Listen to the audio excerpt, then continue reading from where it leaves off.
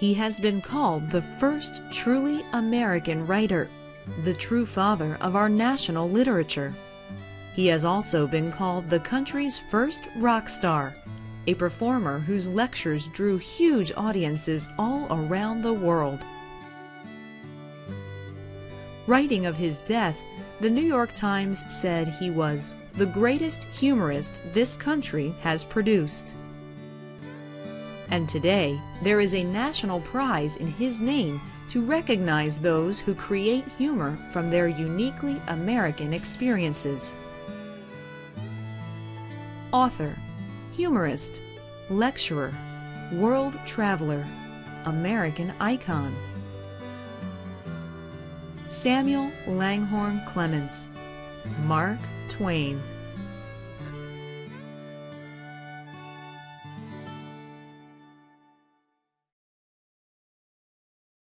The early years. Most people believe that I was born in Hannibal, Missouri, but I wasn't. I was born in Florida, Monroe County, Missouri. Why, Florida had a population of 100, and when I arrived, why, I increased that population by 1%. And that is more than many of the greatest men in history have ever been able to do for a town. The man we know as Mark Twain was born in 1835 as Samuel Langhorne Clemens in the small town of Florida, Missouri. When he was 4 years old, the family moved 35 miles east to Hannibal, a growing port town on the banks of the Mississippi River. Hannibal and the Mississippi would have a profound influence on his life, his writing, and his legacy. But I was a youngster. I grew up on the banks of the Mississippi River, and I was influenced by the people that I saw coming and going. Why, I watched riverboat pilots. We would always wait to see the riverboat come. My father, why, he wasn't very good at making money. I always said that had my father have been able to make like $5, just $5 more a week, why, I would have been born with auburn hair. Instead, it was red. Printer, writer, miner, and riverboat pilot. Before Sam was 12, his father died of pneumonia, leaving the family in poor financial circumstances. Sam had to leave school and find work. Sam's first job was as an apprentice typesetter for local newspapers like the Hannibal Gazette and the Missouri Courier. After 2 years, he went to work at the Hannibal Journal, a newspaper owned by his oldest brother Orion, where he was a printer and editorial assistant. Sam discovered, at this early age, that he liked to write. His first known published work was a sketch called The Gallant Fireman. It appeared in his brother's paper. Seeking a wider audience, he sent a short piece called The Dandy Frightening the Squatter to the Carpetbag, a Boston humor magazine. But the author didn't use his full name. He was identified only with initials, S.L.C. After almost 3 years of working for his brother, Sam left Hannibal and traveled to New York, St. Louis, Philadelphia, Keokuk, Iowa, and Cincinnati. He supported himself by working as a journeyman typesetter. It would be the first leg in a lifetime of travel. In 1857, Sam left Cincinnati on the riverboat the Paul Jones and headed to New Orleans. From there, he planned on going to Brazil to make a fortune in trade cocoa. It was the first of many get-rich-quick schemes he would look for all his life. But when he got to New Orleans, Sam discovered there were no boats leaving for South America. So instead, he took another course. He asked Horace Bixby, a pilot on the Paul Jones, to train him as a riverboat pilot. In April 1859, after a year and a half working under Bixby, Sam Clemens was officially licensed to pilot steamboats to and from St. Louis and New Orleans. And for the next 2 years, that is what he did. Then, in 1861, the Civil War put a stop to all trade on the Mississippi. So ended Sam's career as a riverboat pilot. The river flow stopped. I finally had become a pilot. And the north stopped flow from the south, and the south stopped flow from the north, and the only traffic on the river, why, was munitions and so on. I wasn't going to have any part of that. So I went out west. He soon joined his brother Orion in the Nevada Territory. Orion, an avid Republican, had been given a job out west as a reward for his support of Abraham Lincoln's presidential campaign. Well, I begged Orion, and I begged him to take me with him. And he did take me with him as his secretary. So I had the dubious distinction of being secretary to the secretary of the Midwestern Territories for a little bit of time. Thinking again that he could strike it rich, Sam tried mining. By his own admission, he wasn't very good at it, and his life as a miner didn't last long. So he found a new career, became a reporter for the Virginia City Territorial Enterprise. I was a terrible miner. So I took a job with a local newspaper. There was a wagon train, that was headed out west to California. And I was given a job to interview the head of that wagon train. And when I went to interview him, he was a terrible gentleman. I didn't like him at all. So when I went back to the office, I sat down and I decided that he was going to be leaving town and that I could probably write whatever I wanted to write about him. So I invented this whole story of how he was ambushed by Indians and the entire wagon train was wiped out and so on. And sure enough, about 2 days later, word came back that they had in fact been ambushed and they were wiped out. So right then and there I found out that I could invent the news. Samuel Clemens becomes Mark Twain. On February 3, 1863, Samuel Clemens wrote a humorous article for the Territorial Enterprise and signed it not with his real name, but with a pseudonym. He had used many pen names before: W. Epaminondas Adrastus Blab, Thomas Jefferson Snodgrass, Sergeant Fathom, among others. Now he chose a new name, Mark Twain. Mark Twain is actually a river term that means 2 fathoms, or 12 feet deep. It signals that the water is deep enough to navigate safely. Mark Twain would be the pen name for the rest of his life. Why, very rarely in my time did you write under your own name. After all, if I wrote under a pen name, I could say whatever I wanted to, and it would never come back to look askance at my family. So I could say what I believed, and I could say it under the name of Mark Twain, or I could say it under one of the other names that I used to use, and I had 2 or 3. Sam had to leave Nevada because he was involved in a duel. Eventually, the charges were dropped. That same year, living in California, he had his first major success as a writer.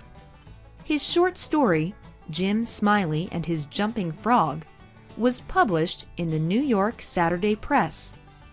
The story received rave reviews and was reprinted by newspapers around the country. In no time, its author, Mark Twain, was a nationally known humorist. The following year, Mark Twain embarked on yet another career, travel writer. I began travel writing. I would write letters back to newspapers, and they'd pay me to write. And I liked that. I would go and I would watch and I'd see what occurred, and then I'd write about it. And and occasionally receive a check, and that was a good thing. Continuing his work as a travel writer, he sailed on the Quaker City to Europe and the Holy Lands. The trip would lead to an all-important event in Sam Clemens's life. I took the first actual transatlantic pleasure cruise aboard the Quaker City.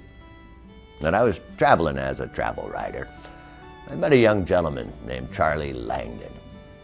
Well, Charlie, he used to carry an ivory miniature of his sister, Olivia.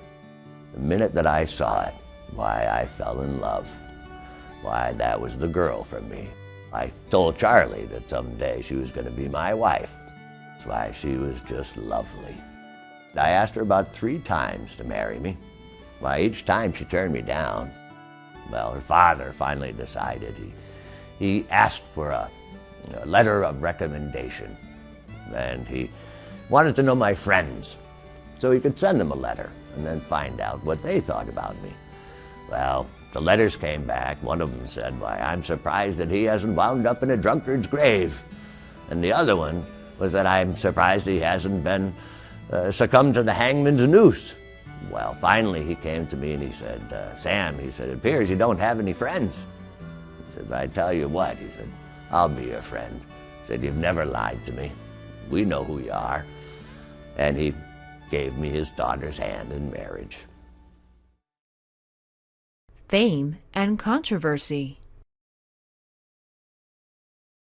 In 1869, The Innocents Abroad, a story based on his trip, was published.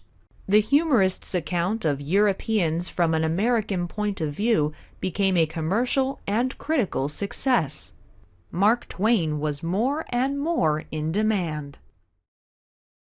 I think I was always a bit surprised that people purchased what I wrote. But I wrote about life, and I think I was a bit surprised initially, but then I realized that I had a flair for it.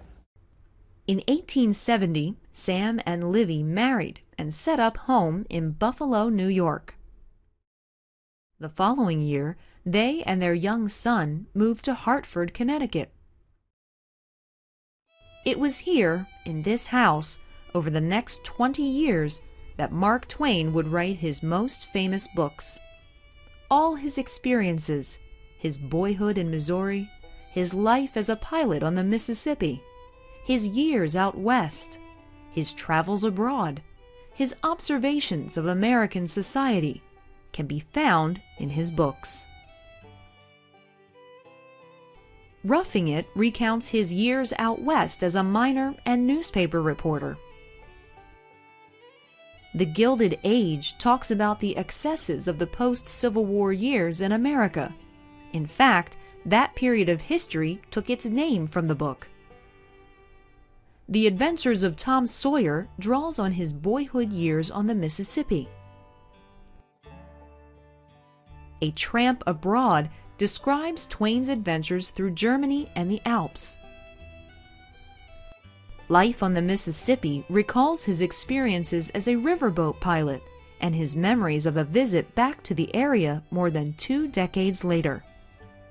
And Huckleberry Finn, the book that is considered to be Twain's masterpiece. All modern American literature, Ernest Hemingway said, comes from Huckleberry Finn. There was nothing before. There has been nothing as good since. I started to write Huckleberry Finn before I began writing Tom Sawyer. And I found that I didn't like the manuscript at all of Huckleberry Finn. Of course, it wasn't called Huckleberry at the time. So I pigeonholed it for about 7 years and took up writing another boys' book. I was going to write a book for boys, and it wound up being The Adventures of Tom Sawyer. And shortly after that, well, as I said, about 7 years after that, I picked up the manuscript and started writing again one summer in Elmira and here in Hartford. And I wrote like crazy. I found that it just flowed. One thing that set Mark Twain apart from other writers was his style, his use of the American language. I wrote in American dialect, and I was rather unique for that. As a matter of fact, I think I was the first author, in this country anyway, to write in American dialect. If you were from the South, I made you sound like you were from the South, and I wrote that way. Prior to that, it was all the King's English. So people that read my book, or read Huckleberry Finn, well, I heard the way it was, and that's the way I wanted to write. I wanted it to be real, and I wanted you to feel that you were in the room with someone that actually spoke that way. Although it would become a classic, not everyone at the time praised Huckleberry Finn. Life magazine objected to its blood-curdling humor and coarse and dreary fun. The Concord, Massachusetts Public Library called the book trash and banned it from its shelves. And author Louisa May Alcott said that if Mr. Clemens cannot think of something better to tell our pure-minded lads and lasses, he had better stop writing for them. As far as writing is concerned, I think you shouldn't hold anything back. I should put it all out there. The controversy over Huckleberry Finn continues to this day.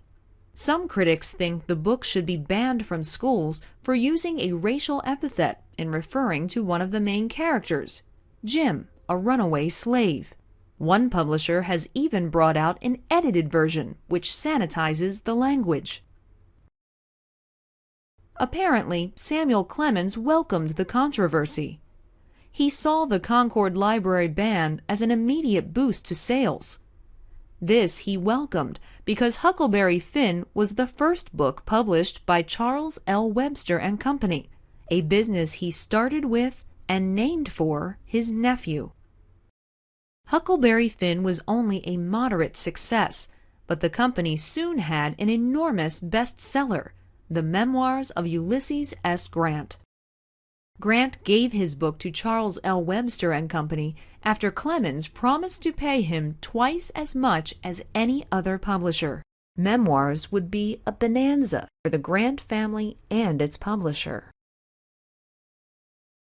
Successful author, lecturer, publisher, and business failure. With the success of his own books, his lectures, and his publishing company, Samuel Clemens was living a life of fame and fortune.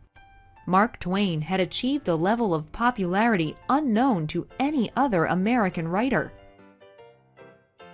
My lecturing brought me a good deal of money. Probably was one of the most lucrative, immediate ways to make money. There was a tremendous amount of traveling involved, and I traveled all over the world to give a lecture. I might travel for a month, to go and speak for an hour or so. But I would also have a New England tour that I did every winter, and I used to make about $2,000 per winter season, just traveling around New England and speaking. The money was pouring in, and Sam thought he could do no wrong. The house in Hartford where he, Livy, and their 3 daughters lived was an indication of the high life he attained. I always like to tell people, welcome to my home.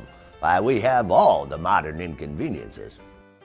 When you enter our home, you come into the entryway and you'll be greeted by George Griffin. He's our butler and quite a marvelous gentleman. He's been here for years and years. When I can't sleep, I go up and I rattle his cage, so to speak, and get him out of bed and we go play billiards. But George would meet you in the entryway, and then he would take you to the drawing room where he would present you to my wife, Olivia. And perhaps there'd be someone playing the piano. We have a lovely piano in there. And there's another fireplace in that room. We have fireplaces in all the rooms in the house. We also have a central heating system, which is rather unique. I always tell people to shut that door, I say.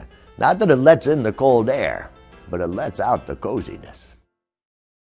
Despite his success, Sam continued to look for the get-rich-quick schemes that did not make money.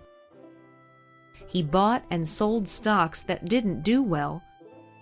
He also invested massive amounts of money in a new automatic typesetting machine designed by James L. Page. All of this was a severe drain on his resources. At the same time, his publishing company had become less and less profitable, and his own novel, A Connecticut Yankee in King Arthur's Court, published in 1886, did not achieve the sales of some of his previous works. Faced with dwindling income and enormous expenses, in 1891 the Clemens family moved to Europe. It would be less expensive for them to live there. Meanwhile, he tried to salvage his finances and find new investors for the failing page typesetting machine. The Panic of 1893, a nationwide economic collapse, added to his plight. He was on the brink of disaster. He was rescued from complete financial ruin by Henry H. Rogers, a multimillionaire and vice president of Standard Oil. In 1894, under Rogers' advice, Charles L. Webster and Company declared bankruptcy, and Sam finally conceded that the page typesetter was a failure. It was enormous personal defeat. Rogers managed to arrange the bankruptcy so that the family would not lose their Hartford home. And looking out for his friend's reputation, Rogers convinced Sam to publicly promise to repay all his debts in full. The World Traveler and Public Commentator. To make money, Mark Twain once again turned to the lecture circuit. This time he toured the world, making nearly 150 appearances on 5 continents in 11 months. It was a grueling trip. They looked forward to being in London, where their other 2 daughters, Susie and Jean, would join them. But soon after they got there, news came that Susie, back in Hartford, was sick. Livy and Clara sailed home. Alone in London, Samuel got the news that Susie had died. While mourning the death of his daughter, Mark Twain wrote Following the Equator, a book based on his world tour. The year before, a book he had been working on for some time was published, The Personal Recollections of Joan of Arc. While not all that well received, it held a special place for him. Favorite thing I ever wrote was Joan of Arc. And why? I believe it's a little bit different, and it takes a turn from my normal writings, which were travel writings, and I've written about just about everything. So it was different, and I liked that very much. Later in his life, Samuel Clemens said that his descriptions of Joan of Arc were based on his daughter Susie. Perhaps that is why it was his favorite book. She had been his favorite daughter. Between the money he earned on his tour and the sales of his books, Samuel Clemens was able to repay all his debts. In October 1900, the family returned to the United States. But they could not go back to their home in Hartford. It was too painful to be there without Susie. So the family set up in New York City, where Mark Twain was welcomed home as a hero. People sympathized with the loss of his daughter and praised him for having repaid all his debts. But Sam had changed. Instead of writing mainly humorous stories and articles of everyday life, Mark Twain wrote political commentary, much of it contrary to the widely held sentiments of the day. He spoke out against anti-Semitism and racial inequality. He spoke in favor of giving women the vote. He was an advocate for workers' rights and supported the overthrow of the Russian Tsar. And, contrary to the popularly held opinion of the day, he spoke out against colonialism and imperialism. Still, Mark Twain remained popular with his public, and he made many personal appearances. But Samuel Clemens's private life was slowly diminishing. The later years. In 1904, Livy died of heart failure. He sold the family house in Hartford and built Stormfield in Redding, Connecticut. While the house was being built, he traveled to England to receive an honorary Doctorate of Letters degree from Oxford University. Surrounded by literary giants of the time, Rudyard Kipling, George Bernard Shaw, and others, he was pleased to say that a cyclone of applause followed his introduction. In June 1908, Sam moved into his new home. An avid reader, he had a vast collection of books, many more than the house could handle. So he donated 3,000 of them and $6,000 to start a library in Redding for his neighbors. I read everything, and I started, not only did I read it, I would comment on it. But if you ever find a book that I have read, you'll see in the margins, if I don't like what the author has written, I'll change it. Sam hoped he would be able to recreate the life he had in Hartford in his new home, but he never would. The year after he moved in, his daughter Jean, who had long suffered from epilepsy, died there in an accident on Christmas Day.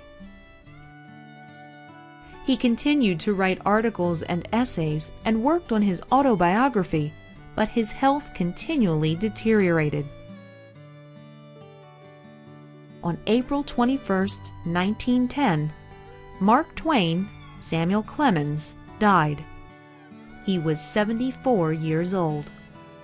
Upon hearing of his death, President William Howard Taft said, "Mark Twain gave pleasure, real intellectual enjoyment to millions, and his works will continue to give such pleasure to millions yet to come, as they still do today."